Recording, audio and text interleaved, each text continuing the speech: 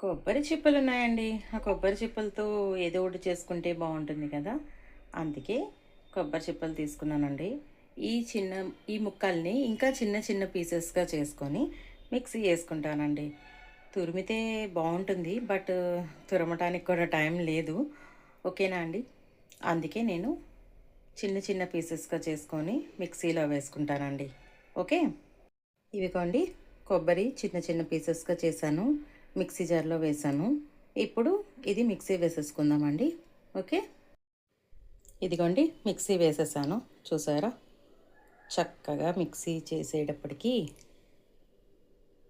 తురిమినట్టే అయిపోతుందండి. తురిమినట్టుగానే తయారవుతుంది. ఓకేనా? ఇప్పుడు ఇది ఏం చేయాలి, ఏంటి అనేది నేను చూపిస్తాను. ఓకే.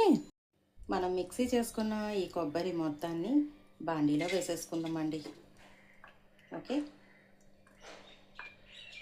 కొబ్బరి బాగా వేగనవసరం లేదండి. కొంచెం తడి ఆరిపోతే చాలు. ఓకే. దీనిలోకి కొంచెం యాలకుల పొడి అండి. ఓకేనా? ఇప్పుడు ఇందాక బెల్లం కూడా తెచ్చుకున్నాం కదా, ఆ బెల్లం కూడా వేసేసుకున్నాం. ఓకేనా? ఎంత బాగా కలుపుకోవాలండి. ఓకే. ఈ బెల్లం ముక్కలన్నీ కరిగిపోయి కొంచెం దగ్గరగా పడితే చాలండి. పాకం వచ్చేసినట్టు ఉంటుంది. ఉండ కూడా తయారు చేసుకోవడానికి సులువుగాను ఉంటుంది. ఓకేనా? కరగనిద్దామండి కాసేపు. ఆ వేడికి కరుగుతూ ఉంటుంది. ఓకే. ఇది కొంచెం పాకం వచ్చిన తర్వాత ఉండలు చేస్తే కొబ్బరి ఉండలు అంటారండి. లేదు, ప్లేట్కి కొంచెం ఆయిల్ కానీ నెయ్యి కానీ అప్లై చేసి మనం చేసుకున్న ఈ కొబ్బరి బెల్లాన్ని ఆ ప్లేట్లో వేసి అచ్చులాగా చేసి కట్ చేసామనుకోండి పీసెస్గా, కొబ్బరి లౌజ్ అండి. మన ఇష్టం అండి, ఇంకా ఎట్లా కావాలంటే అట్లా. ఓకే.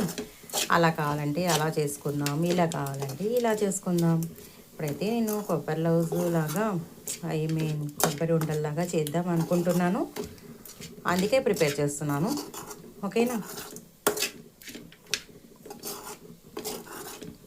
సెలవులు కదండి, పిల్లలు ఇంట్లోనే ఉంటారు. ఉన్నగా నుంచి ఏదో ఒకటి అంటూ ఉన్నారు. అందుకే ఇలాంటివి చిన్న చిన్నవి చేసి పెడుతూ ఉంటాను, మీకు చూపిస్తూ ఉంటాను. ఓకేనా?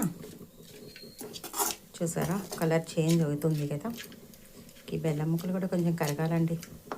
కరగనేయండి, టైం పడుతుంది. ఓకే. ఇది మాత్రం తిప్పుతూ ఉండాలండి. ఎందుకంటే కొంచెం అశ్రద్ధ చేసాము అంటే అడుగు మాడుతుందండి. ఓకేనా? అప్పుడు టేస్ట్ అంతగా బాగోదు కదా. అందుకే దీన్ని తిప్పుతూ ఉందామండి. ఆ బెల్లం కరిగిపోయే టైంకి ఇది పాకం కూడా వచ్చేస్తుందండి. చక్కగా లడ్డూలు చేసుకోవడానికి వీలుగా తయారవుతుంది. ఓకేనా? ఇంట్లో పూజలు చేసాము అంటే ఇట్లా కొబ్బరి చెప్పులు ఉంటూ ఉంటాయండి. ఉన్నప్పుడు అన్నీ ఇవే అంటే తినలేం కాబట్టి ఒక్కొక్కసారి ఒక్కొక్క రకంగా చేసుకుంటూ ఉండాలి. అంతే కదా. అవునా? ఏంటోనండి, దేవుడి పేరు చెప్పుకోవడం, మనం తింటాం.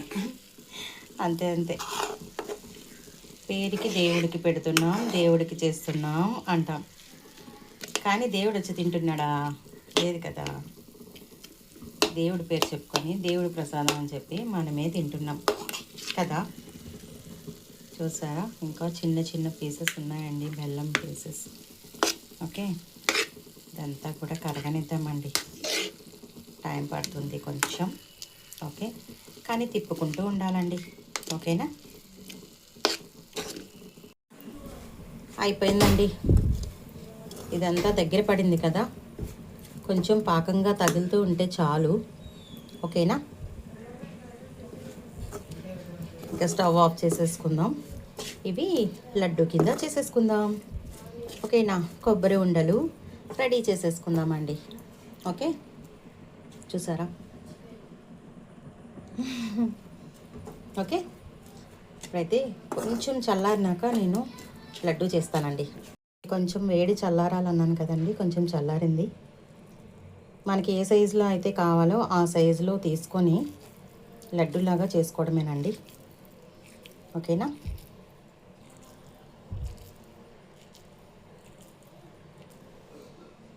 ఇదిగోండి. ఓకే, ఇదే విధంగా మొత్తం దీన్నంతా కూడా లడ్డూల కింద తయారు చేసేసుకుందామండి. ఇవన్నీ చేసి నేను చూపిస్తాను. ఓకే, ఇవిగా అండి కొబ్బరి లడ్డూలు, కొబ్బరి ఉండలు. ఓకే, ఇంత కష్టపడి చూస్తే చూడండి ఎన్ని వచ్చినాయో. ఒక్కసారి తిన్నారంటే అయ్యే పోతాయి కదా.